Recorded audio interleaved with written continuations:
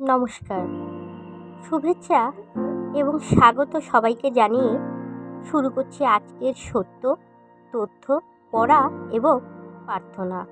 বই মথি এবং প্রবচন থেকে। জয় যিশু। ঈশ্বরের কাছে আমাদের জন্য অনেক ঐশ্বরিক পরিকল্পনা রেখেছেন।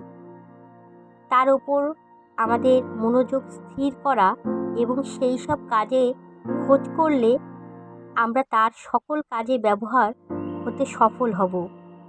কিন্তু কতজনই বা এই সত্য কাজের দায়িত্ব নিতে ইচ্ছুক?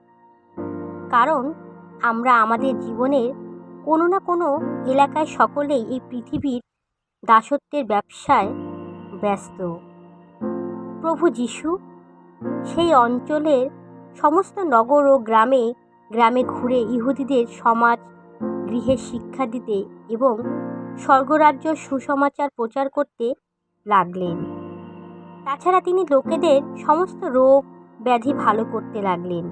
লোকদের ভিড় দেখে তাদের জন্য প্রভু যিশুর মমতা হলো, কারণ তারা পালকবিহীন মেষপালের মতো ক্লান্ত ও অসহায় ছিল।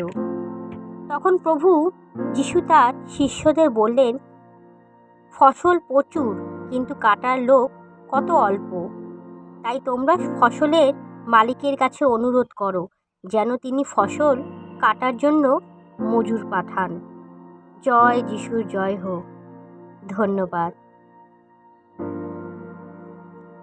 মানুষের হৃদয়ে অনেক পরিকল্পনা হয়, কিন্তু প্রভু পরমেশ্বরই উদ্দেশ্য স্থির থাকবে।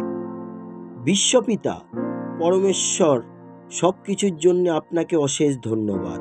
হালেলুয়া।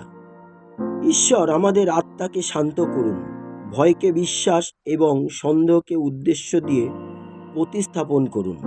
আপনিই আমাদের আলো প্রভু।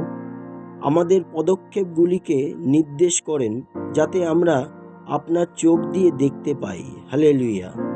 প্রভু যিশুর নামে শতকোটি অগ্রিম ধন্যবাদ আমাদের প্রার্থনা গ্রহণ করার জন্যে। হালেলুয়া। আমেন।